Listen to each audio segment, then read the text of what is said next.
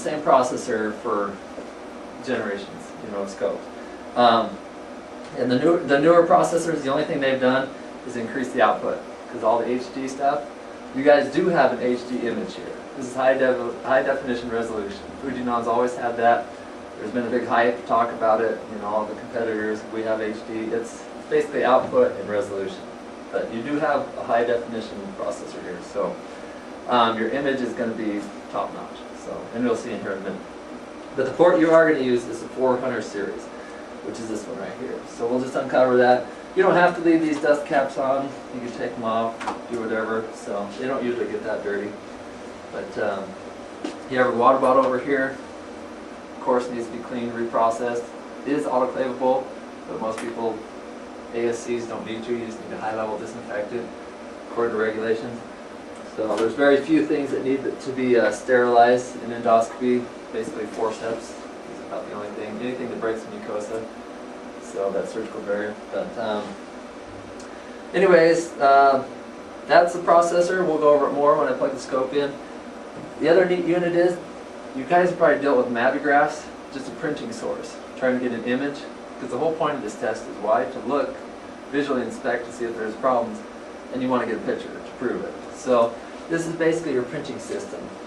And it's a lot more advanced than the old mavigraph. The old mavigraph just used to be this big, giant, heavy thing that it's kind of like just a Polaroid. You know those Polaroid pictures you used to take? Yeah, that's pretty much what it does. Is it just gives you images, and that's all it can do with it. You can't do anything else. So this says, well, we'll give you images, but we'll also give you a way to manipulate them, play with them. So, and I'll show you that in a second. But it's basically just a computer box, you know, and then a monitor. So, pretty simple setup in the printer. So, pretty easy stuff. All right, let's get going. So, Endoscope.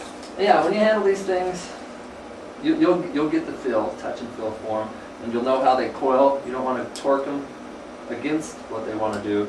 So you always just go with the flow, basically, but always have control of both ends, basically. So. All right, plugs in real easy. There's that big long silver tube. There's a light guide. It goes in the big hole, and then there's a little air water down here that's in the small one. So, and there's actually little arrows that line up, and it just pops in. You can just feel a little light pops. So.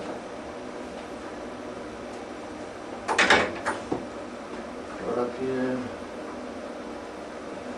And then how this plugs in is this rotates 360 degrees, turns.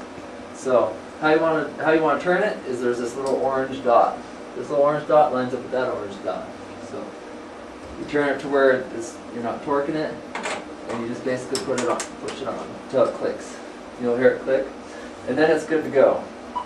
You hit the standby once, and it'll go from yellow, off yellow to blue when it says everything's good. So you can kind of see the image in here, just the ambient light. So, and actually let me pull it up so you guys can see it on. Well, let's not worry about that yet. We'll just watch that image. So everything's good. Image is running, clock's fine. So from here, you know, you'd have your water bottle, which plugs in right on the side. Kind of a little lower lock. Pretty easy.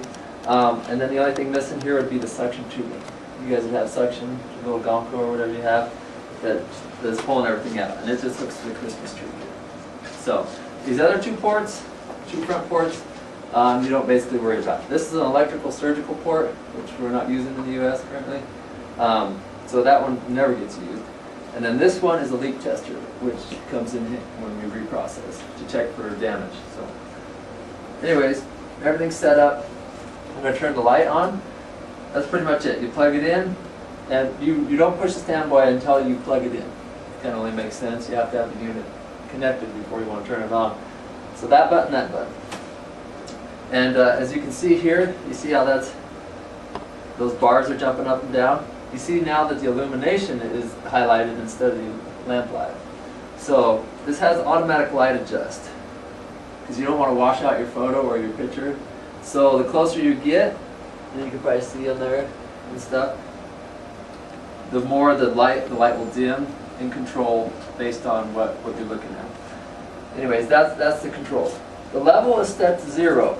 You can turn it up to 8. You can increase the intensity of the light all the way up to 8, or you can decrease it. I think, is it -8? Let's find out. Yeah. So you can go up or down. We recommend keeping it right at 0. Most people won't notice. The doctor will probably notice the light increasing or decreasing, but everybody else is probably like, can't really tell. So, anyways, that's it. There's these 2 other buttons, X Lume. The only time I've ever seen it used is when people do peg placements. It's just a bright flash of light. It'll just be bright flash and then go away, bright flash, and that's pretty much all it does. And then there's life save mode, but don't even worry about that. So, again, it's on and off. You don't have to white balance it or anything. It's all in technology. So, pretty much real easy to play with. Down here, yeah, I don't want to mess with this stuff, but if an engineer or anybody wanted to play with it, adjust it to your preferences, they can, I don't know, adjust the tones or the iris, how much light's coming through, whatever. But, probably the only other button you would touch, other than that one, would be the display, which takes stuff off the screen. So if you don't like the white writing on there, just hit the display button. So, most people do, so we'll just keep it on. Anyways, that's set up. We will do another in-service, a more in-depth one. When we have everything plumbed in, ready to go, we'll actually go through every step in detail, and I'll probably actually have you guys do some of the steps with me. But prior to setup, you plug it in, turn it on.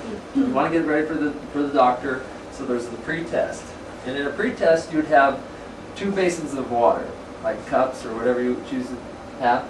You'll have clean water, preferably sterile water, on one side, and then a disinfectant on the other. Labeled appropriately and kept apart. But when you pre-test, you want to make sure all the functions are working. So you'd stick this end in the clean water, and you'd hear. You guys all hear that? So that's the air. And now I can hear it coming out. So you put this in there under the water, you depress this, and you'd see bubbles. And the channel's clean. Then you depress, and you'd see water squirting out. Pretty much squirting straight out. Off to the side, over the lens, clean the lens. So that's how you know the air water is working. And then you just suction, and you can hear it suction. And that's pretty much the test. You got an image, channels are clean, now it's ready for the doctor. So he'll do his procedure, pull it out, give it to you. From here, SG&A, there's all these guidelines and stuff, but SG&A says you should, and the manufacturers say you should wipe down the insertion tube. So I usually hold the suction so nothing drips. You wipe it down with an enzymatic or just a cloth, get most of the gunk off, and then you go to your dirty side. You suction, air, water to clean out all the gunk. And again, then I purge air, water to purge anything out of the channel. We use the jet wash, usually just squirt a little syringe down there, squirt all the junk out. So. Well, it's done in the scope room. Well, this is done right here. Oh, you want and then, but yeah, you can lay the jet wash. But the jet wash, yeah, the suction, because the studies they've done just say about 99% of the gunk gets removed at this step. It only makes sense. Everything's suctioned out. You don't want to be dripping it, anyways. So that being done, it's pretty easy. The doctor has done everything. You just hit the standby and you hit it for 2 seconds.